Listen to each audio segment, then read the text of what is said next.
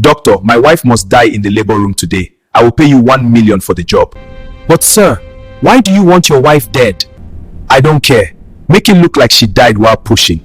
She must not see tomorrow. Alright, sir. Just give me 20 minutes. Let me send the nurses away. The job will be done soon. It all started after Amara got married to Chukuma. When they were dating, Chukuma sounded sweet, caring, and loving. Because of that, Amara accepted to marry him when he proposed. But just a few months after the wedding, everything changed. When Amara became pregnant, Chukuma began to treat her differently. He told her she was no longer hot and beautiful like before. She was now too fat compared to when they were dating. Chukuma told his dad that he wanted another wife. His father was against it, and that was when Chukuma's hatred for Amara increased. Every day, Chukuma beat Amara. He slapped her, kicked her pregnant stomach, pushed her around, and treated her like a maid. Sometimes, he brought other women into the house and slept with them in front of her. Amara cried quietly. She could not talk. She was pregnant and afraid. The night Chukuma hit her head on the wall and tried to strangle her was the day Amara ran to her parents' house, afraid to die. But her father shouted at her, "People will mock us. A woman must stay with her husband and endure everything." Amara showed her then bruised body. "Look at me, Mom. I'm dying." Her mother said nothing. She only told her, "Go back to your husband's house." With no other choice, Amara returned. She did not attend antenatal care, and every night she received beatings when Chukuma returned home drunk. Then came the day of labor. Amara had gone out to buy foodstuffs when sharp pain suddenly hit her. She screamed and fell. Women around rushed her to the nearest hospital. After examining her, the doctor said, "You have serious injuries. You must undergo an operation or you may die while pushing. The operation is 250K. Call your husband." Amara cried and cried. People tried calling Chukuma, but he did not pick up. Her water burst. She screamed in pain. "Please, doctor, let me just push. I have no one," she begged. "No," the doctor replied. "It must be operation, and we need your husband to sign." Amara endured labor pain for 2 hours, then 3, then 6, screaming as the baby struggled in her stomach. Just then, Chukuma arrived. Amara couldn't believe her eyes. She was so happy. But Chukuma did not even look at her. He pulled the doctor aside and whispered, "Doctor, my wife must die in the labor room today. I will pay you 1 million naira for the job." Chukuma said, "But sir, why do you want your wife dead?" Dr. Anthony asked. "I don't care. Make it look like she died while pushing. She must not see tomorrow." "All right, sir," doctor replied. "Give me 20 minutes. I will be done." "I can't wait to get rid of this fat fool and get married to another girl," Chukuma muttered. Meanwhile, Amara lay on the hospital bed, screaming from labor pain. She whispered to her baby, "Don't worry, my baby. You will be out soon. Daddy is here to pay for the operation." But unknown to her, danger was already close. Just then, the doctor entered the labor room and sent the 2 nurses away. The first nurse left immediately, but the second nurse, a midwife everyone called Nurse Agnes, refused to go. "Doctor, you know this is an operation," she said. "You will need a helping hand. Let me stay and help you." The doctor's face changed. "No," he snapped. "Will you tell me how to do my job? I can handle everything on my own. Please leave." Amara screamed in pain. "Doctor, I'm dying. Please help me. Please start." The doctor looked at her and whispered to himself, "Don't worry, you will die soon." Nurse Agnes felt cold all over. She turned and walked out quietly, shaking her head. "Something is fishy here," she muttered and left the room. Inside the room, the doctor locked the door. He dipped his hand into his pocket and brought out a syringe filled with a clear liquid he had been hiding.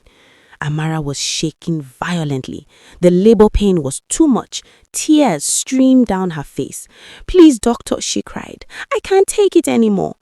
The doctor raised the syringe. At that moment, Amara stretched out her hand toward him, begging for help. She just wanted the pain to stop. She thought the injection would save her. Unknown to her, the liquid inside that syringe was not medicine. It was meant to kill her and her baby. The doctor moved closer and grabbed her hand, searching for her vein. Her baby kicked inside her womb. Just as the needle was about to pierce her skin, bang! The door burst open violently. It was Chukuma. Amara forced her eyes open when she heard the sound. She smiled weakly at first, thinking her husband had finally come to save her. But her smile disappeared when she heard his words. "Be fast, doctor," Chukuma said angrily. "This woman must not survive." Amara froze. Her heart almost stopped. "Jesus!" Amara screamed. She struggled to sit up despite the pain. "Honey, are you telling the doctor to kill me?" she cried. "Please don't do this to me. Don't do this to our baby, just because you want another woman." Her tears flowed freely. Her voice was breaking. But before she could say anything else, the doctor pushed the syringe into her body. Amara screamed once. Then her body went weak. Her eyes slowly closed. She became unconscious. The doctor pulled out the syringe and looked at Chukuma. "This injection I just gave her will kill the baby," he said calmly. "The next one will kill her." Chukuma nodded impatiently. "Be fast, doctor." The doctor picked up another syringe. He moved closer to Amara's bed. Just as he raised her hand to find a vein, "Stop!" The door opened again.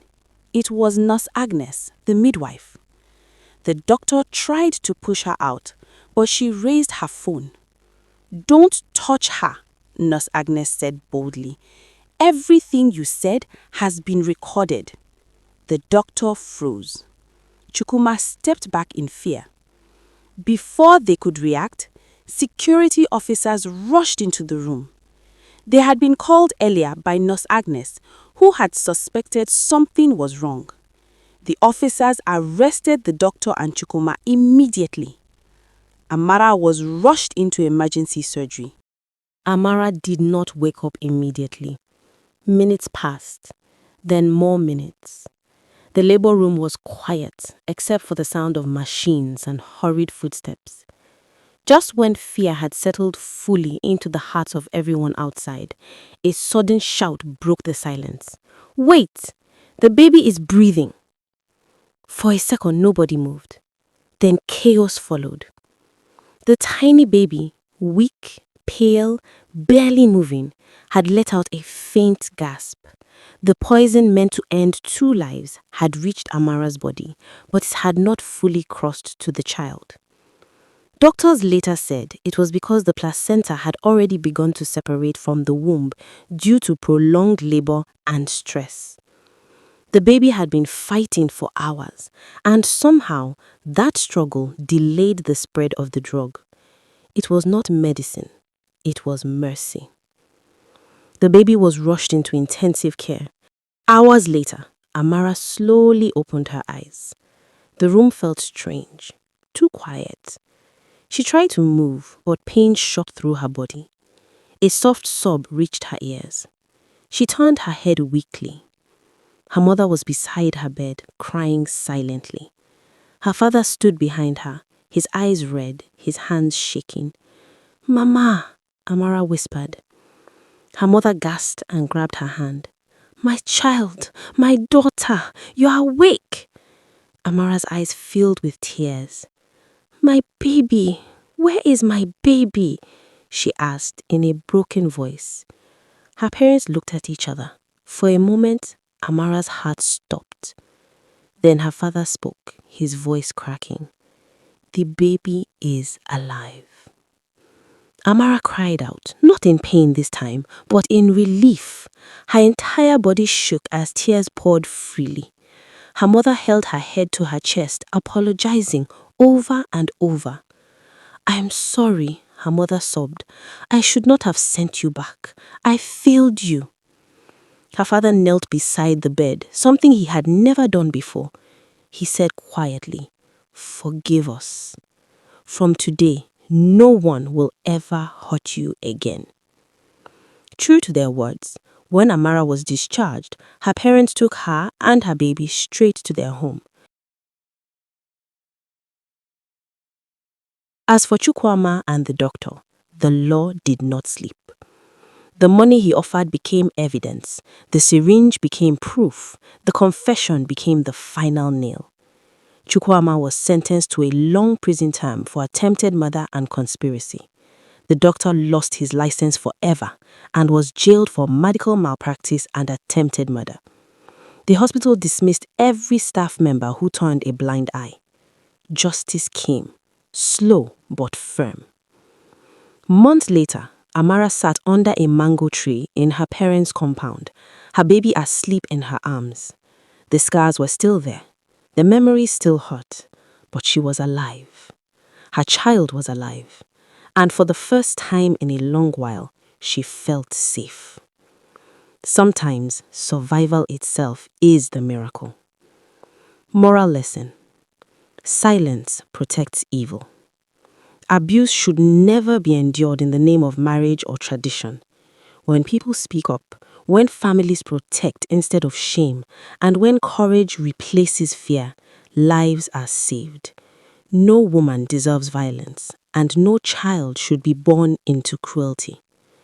If this story interests you, subscribe to my YouTube channel, follow, like, comment, and share, and tell me what you learned from this story in the comment section. Thank you for watching.